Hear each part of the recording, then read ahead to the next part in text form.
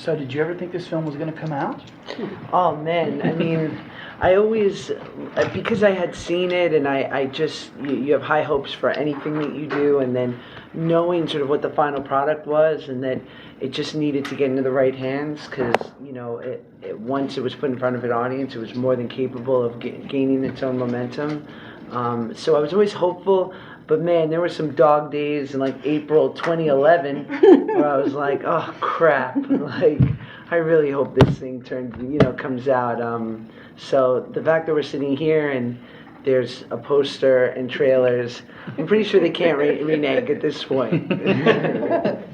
And they changed it from North Chinese to North Korean. Did they do that just by dubbing, or did they actually have to do anything? I mean, you all had to participate in any of that.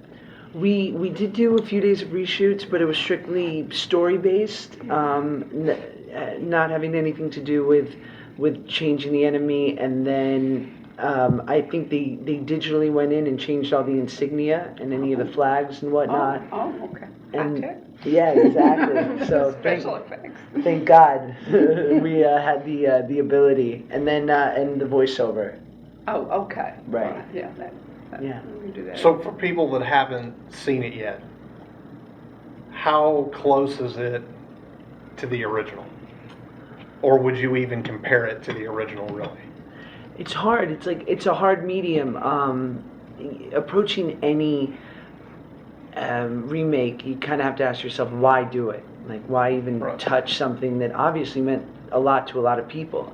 And what I loved about Red Dawn especially was, in the script, there were these moments that paid homage to the original, and like, I think if you love the first movie, you're gonna walk in and just get blasted with nostalgia every 15 minutes. But, almost 30 years later, we were afforded the opportunity to, take advantage of new technology and new techniques in capturing the action, so that I feel as though in this new film, the scope is so much broader and the perspective is huge, and the stakes are kind of multiplied by 100. So I think I hope that we made people proud. Okay. Yeah. So, no. Oh, I wanted to ask a question real quick. So Dan Bradley, stunt guy, what was Right. it like to work with somebody with that kind of energy? I mean, did you guys have to do a lot of your own stunts? I mean, what was it like working with him? Dan's tough, and in a lot of respects of working with like a director that doesn't have the stunt background, they wouldn't be able to reassure you as much as Dan was able to. So a lot of times he would say, I promise you you're safe, but you're close. So you're going to have a real reaction, and give over to that. And you trusted him because you knew that he's made 100 other films and that he's got this spotless record. And so when you're sitting near an explosion and you feel that concussion wave and that heat wave, you're like, I'm in it, man. And it was a good day's work. So, and also in that respect, like when you don't have to act, it's a good day on set. When either you're in a car chase or there's an explosion or people shooting at you and you can just be there in the moment, it's, they're doing you a favor. But yeah, we did a lot of our own stunts, and I took away some scars, 2 stitches in my head, and put my arm through a board, and so Red Dawn's with me forever. I've got some lasting souvenirs. So what was the most challenging part about making this film? In many respects, it was kind of a marathon process. In independent movies, sometimes the subject matter or whatever you're shooting will be really tough, but you're like, it's 4 weeks. I'll sprint through it, I'll get through, and then I'll just collapse when we're done. Whereas this was 3 months of training and 4 months of shooting. So it was kind of like just getting through the process was the accomplishment. And then, braving the elements in Detroit, middle of December, it's a little gloomy. And so there were moments where you'd be freezing on a 15-hour day and thinking, all right, I just got to, power through this. Wow. What would you tell people? I ask this question a lot of times with people. What if somebody was to come up and they were skeptical, they were like, oh man, another Red Dawn remake. Why should I watch this? Why should I go see this? How would you I guess, talk them into it? What would you say to them to do that? First of all, I would say I get it. Like I understand maybe like the apprehension, because I'm guilty of it too sometimes, Right. you know, and it's kind of easy to have like contempt prior to investigation. And we're walking a fine line here, because the original meant so much to so many people. But I would say we set out to make, the kind of action movies that I grew up with, like Lethal Weapon Right. and stuff like that. It was sort of less green screen and less 3D and more just visceral, a visceral response. And this movie has you on the edge of your seat for 90 minutes, and I think it really delivers. And if you love the kind of action in the Bourne movies and the Spider-Man movies, and I mean, that's Dan Bradley. He created so much of those signature looks, Right. and so imagine what he could do with a movie that was all his. Right. And so I think that's what delivers, and it comes out the day before Thanksgiving. So once you've OD'd on tryptophan and family, it's like hit the movies and just have fun for 2 hours. And you were the Charlie Sheen role. Was that a real shock to you when you got that part? It was intimidating. I'm trying to stay off Sheen's radar. But I'm such a fan of his since Platoon. He's been a favorite of mine, and so and he kills it no matter what. So I definitely wanted to make him proud. Okay, that's great. I loved your work in the Wackness. Do you want to do more action roles now that you've got a little taste of, explosions and guns and?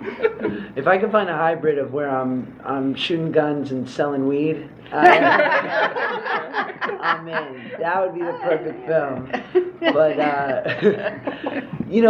what was great about the Wackness and this as well was that it sort of appealed to my tastes, and doing Drake and Josh, that was my dream, to be on Nickelodeon and do comedy. And then as I got older, I fell in love with independent cinema and movies like, Searching for Bobby Fischer and Good Will Hunting. I was like, God, I'd love to make, a story like that.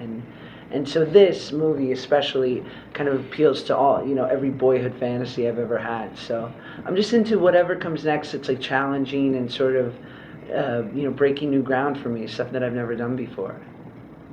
Is there any thought of going into behind the camera? I'd love to. I mean, if I found the right material that I thought I could, I could breathe some truth to, I would love, I'd love the opportunity.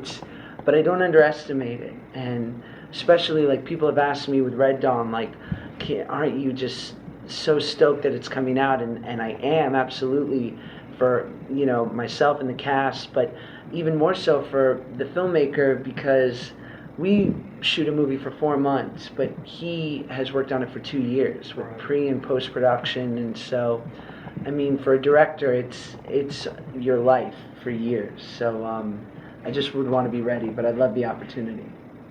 But you feel like you've sort of been in training with all your TV and whatever. You do kind of think of doing behind the scenes stuff, don't you?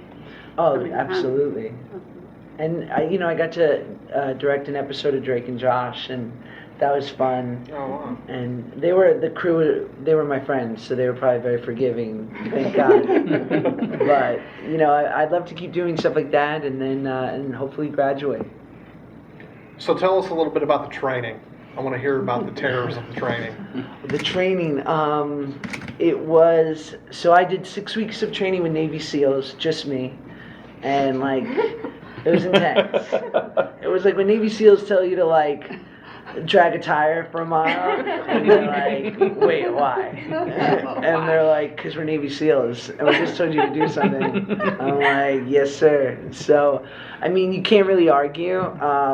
And it was rough. There were moments where I was like, I can't handle this, it's too much. And then they have this brilliant way of just sort of reinvigorating you and bringing you back to life for a second. And then it was a week of boot camp with the whole cast with Marines. and then a week of football training camp. So I'm as butch as I'm ever gonna get. Like, I'm not, I don't get more masculine than this. Okay. It was intense, for sure. So we all know the world's gonna end in December. Did you guys have like discussions off the set about, like the end of the world and the apocalypse and all that kind of stuff? Did you guys ever They talk about it? disproved that though, right? With the Mayan calendar. We didn't hope they? so. Yeah, didn't they were like that already happened. Nothing. Yeah. No, we were more concerned like, bro, where are we going for dinner? Are you feeling Benahanas? Because I am. We're bonded over hibachi. I mean, but honestly though, was there any talk about like, what if this really happened? Like, could we really survive like this? I mean, sometimes we would just sort of look at what we were doing in the environment and imagine like, could we be this ballsy in the real situation, Right. And I think what's cool about the film is that everyone can identify with that. Like, what if the fight was brought to your front door and like some extreme circumstance was placed in front of you that you had to deal with? Right. But I think we can all agree that I would be of no help.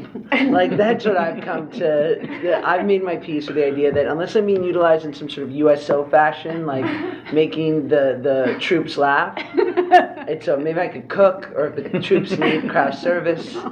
But other than that, I'm in no position to do much fighting. Well, after your Navy SEAL training and all that, you are though. Maybe. Well, I don't know. It's gone. It's gone. It was just. 2 years later, I've reverted back to my old ways.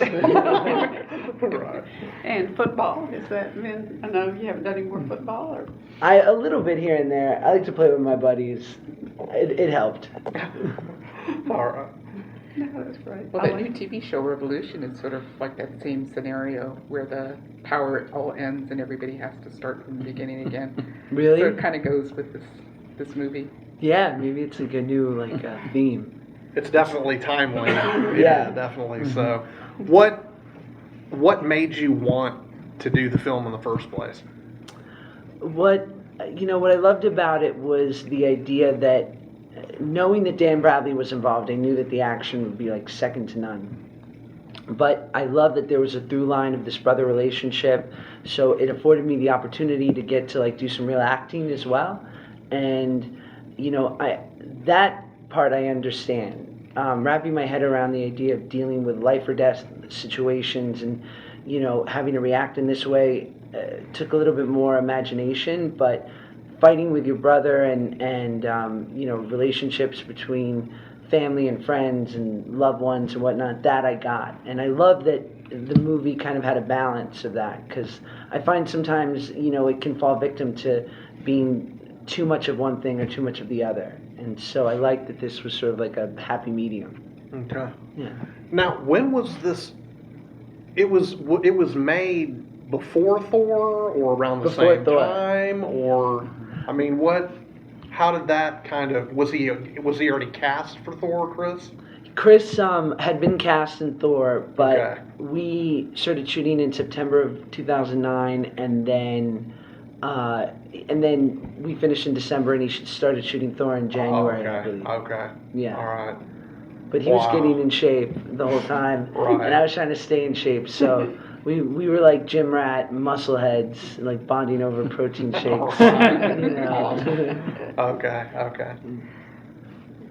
Now, when you watch the film, is there since it's so far from where you're at right now, is there any part in the film where you go, I would have done that differently? Oh yeah. Of course, in everything you ever do, definitely. It's so hard as an actor to not only see the mistakes or things you'd want to change. But there's definitely, like, now having enough time between when we shot it and seeing the film, it's like the emotion part of it sort of dissolved, and I can enjoy it, for what it is. But it's always going to be a tough experience watching yourself, for me at least. Like, it's hard not to be ultra critical, and You know, I think there's moments where, but it's all vanity shit, like ego stuff, like, oh man, you're kind of a wimp, bro. Or like, God, I hope my best friend doesn't see this. Like, you know, like that moment. But hopefully it's only apparent to me. No, it's apparent to the world. And is it hard to divorce yourself being so far away from it?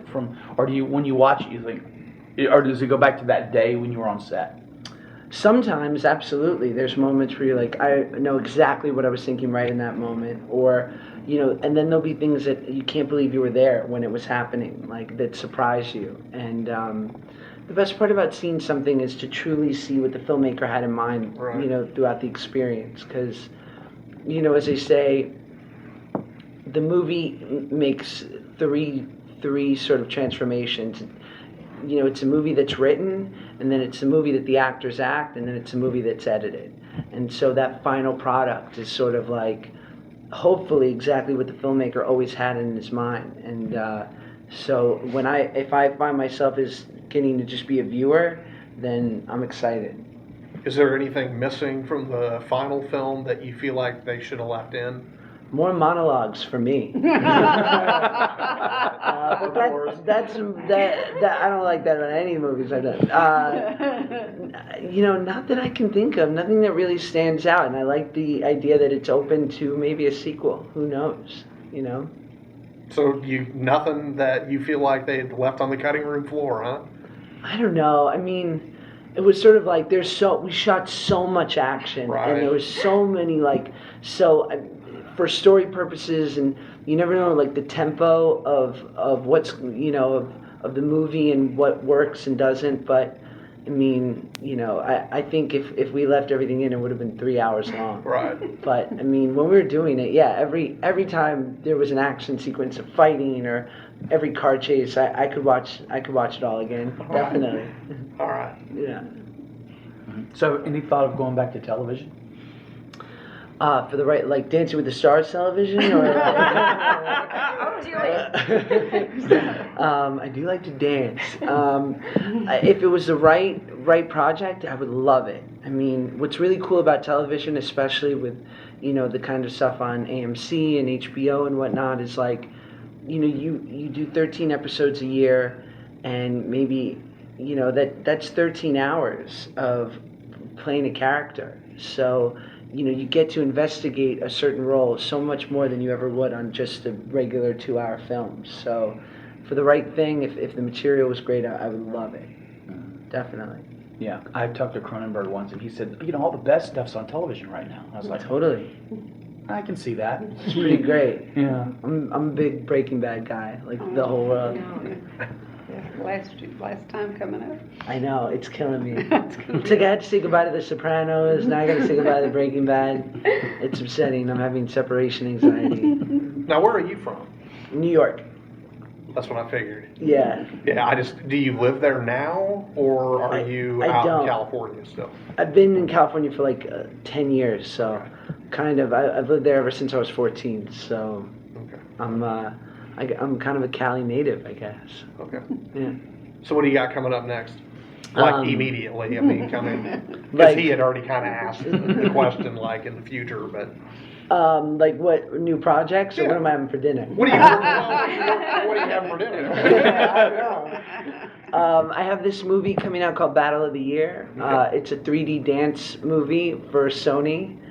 So this body ain't just So built you're for a sitting. dancer? Yeah. You're a dancer, Okay. then. A Coming little out in bit. January, I think. I What? think it's coming out in January, if I'm not mistaken. It actually got moved from January to September now. Okay. So it got pushed. So I don't make movies that come out within a year and a half. It's a new rule. Yeah.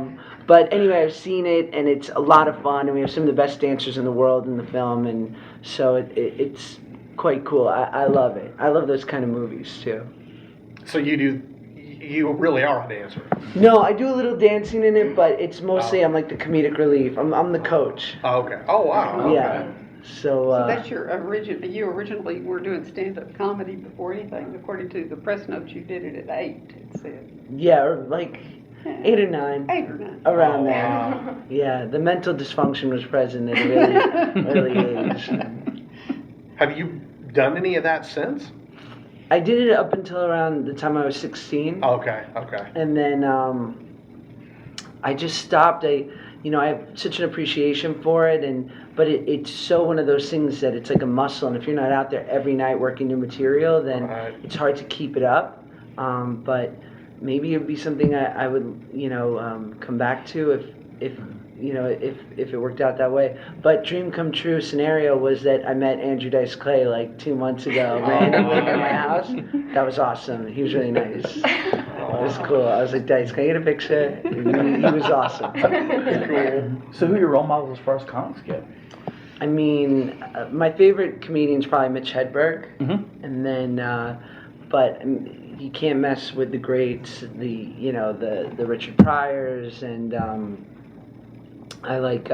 My mom raised me on like Bob Hope and Jackie Gleason and all that stuff, but Mitch Hedberg of like today's comedians when he was around was the greatest to me, and I like Aziz Ansari too. So for TV, you would consider doing comedy as well? Because you Sure. mentioned Breaking Bad, but I mean, That's there's- not funny, huh? Not really. No. Dark I- comedy. Yeah. Jet black. It is because it's not happening to me. So Right, exactly. Yeah, I would be open to comedy for sure. I'd love it. It just if it was right, yeah, I'd love the opportunity. And comedy's hard. yeah. Well, would you do more like the sitcom, the traditional sitcom, or would you do kind of like The Office, where it's more improv-y? I mean, what appeals to you more as far as that? I don't know. I found that my taste has sort of shifted. That I used to love sitcoms, and I grew up on them and stuff like Cosby Show and Family Matters growing up were like my favorites, and then now I'm a little more attracted to like the single camera comedies like The Office and whatnot. But I mean, it all comes down to the writing and the showrunner, and like someone who's got a really distinct vision of what he wants and that you believe in too, and then also a really warm like collaborative environment. Because I mean, my experience on Drake and Josh, it was in some way these characters were very much us, but they were sort of us magnified times 10. And the creator of our show, Dan Schneider, he knew us so well, and he would allow us to like improvise and try new stuff, and that's what makes going to work exciting. When you really feel as though you know a character that you can kind of have fun in the moment. So I'd be open to it for sure. So you would probably like to do Saturday Night Live someday, right? That scares me. That seems really hard. Yeah, but yeah, I'd love to host it. That'd be cool. What do you want people to take away from this? Do you want them to take away any kind of message from it, or do you want them to just have fun? I want them to just have fun, honestly. Like, I think that, that's what I took away from most action movies when, Right. I just hope that they really enjoy the film and they're just, they feel like they got their money's worth. And I think it delivers, and it's pretty visually stunning. So Right. I hope they dig it. And after Skyfall, it's Skyfall, only no action films coming out, so Exactly. Not gonna be much. Everybody else is jockeying for Oscars. If you're tired of Daniel Craig, I'll be your second. No one's tired. I'm not tired of Daniel Craig. I can take him all day. Love him. So have you seen your film with the audience yet? I got to watch the last 20 minutes of it with a huge audience in Chicago, and that was like a dream, because when you're watching it with like industry folk, a lot of people are checking their Twitter in the middle of it. You're not paying attention. Yeah, exactly. So you're not really getting the full experience, but the fact that people in Chicago were like cheering and excited, it was a dream. So you're gonna sit with the audience tonight? No way. No way. I've seen it. I'm proud of it. It's awesome. I don't gotta. It's like watching my bar mitzvah video. It's like, Well, the same thing. It's like, do you ever, when you're at home with cable, do you see when you're movie on, do you ever watch it or no? Sometimes I'll watch a Like little these bit two? of it. So, well, yeah, Ice Age I'm in, Yeah. definitely. that I'll watch all the time because it's like I just love it. I love animated films. But yeah, every now and then I'll get a little bit. First I'll Google myself and then I'll watch it.